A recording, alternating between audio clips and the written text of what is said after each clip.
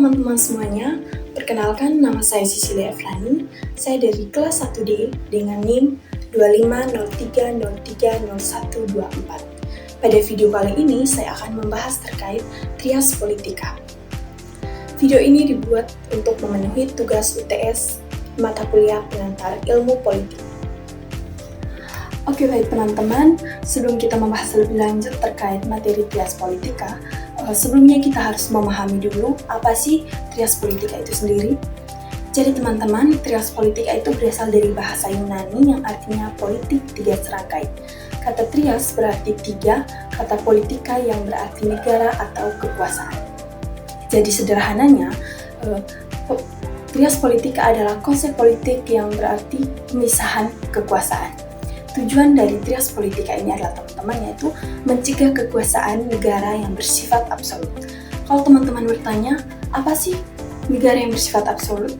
Jadi negara yang bersifat absolut itu teman-teman, negara yang sistem pemerintahannya yang dimana kekuasaan tertinggi itu berada di tangan suatu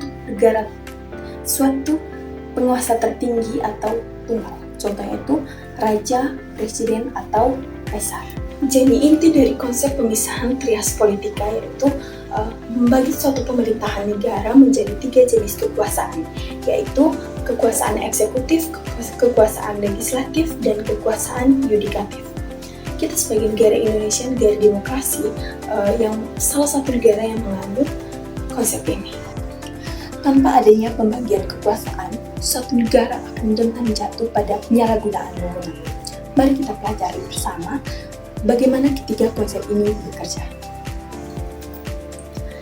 Lembaga yang pertama yaitu lembaga legislatif. Lembaga legislatif adalah lembaga yang berwenang untuk membuat, mengubah, dan mencabut undang-undang. Dipegang oleh Dewan Perwakilan Rakyat, Dewan Perwakilan Daerah, dan Majelis Permusyawaratan Rakyat. Fungsinya yaitu untuk membentuk dan menetapkan undang-undang dan mengawasi pelaksanaan undang-undang. Dan lembaga yang kedua yaitu lembaga eksekutif.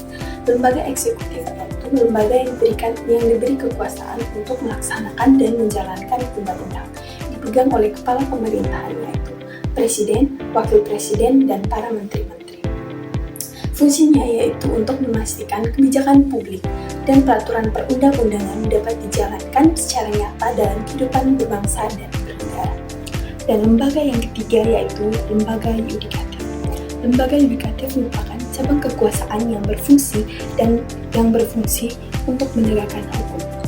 Lembaga ini berperan penting untuk mengadili pelanggaran terhadap konstitusi serta memastikan seluruh tindakan pemerintah dan warga negara sesuai dengan aturan. Lembaga ini dipegang oleh Mahkamah Agung dan Mahkamah Konstitusi. Oke baik, sekian presentasi dari saya. Saya ingin menekankan kembali pentingnya penerapan trias politika yang efektif untuk mencegah penyalahgunaan kekuasaan. Saya harap semoga apa yang saya paparkan tadi, apa yang saya presentasikan tadi bisa berguna bagi teman-teman semuanya.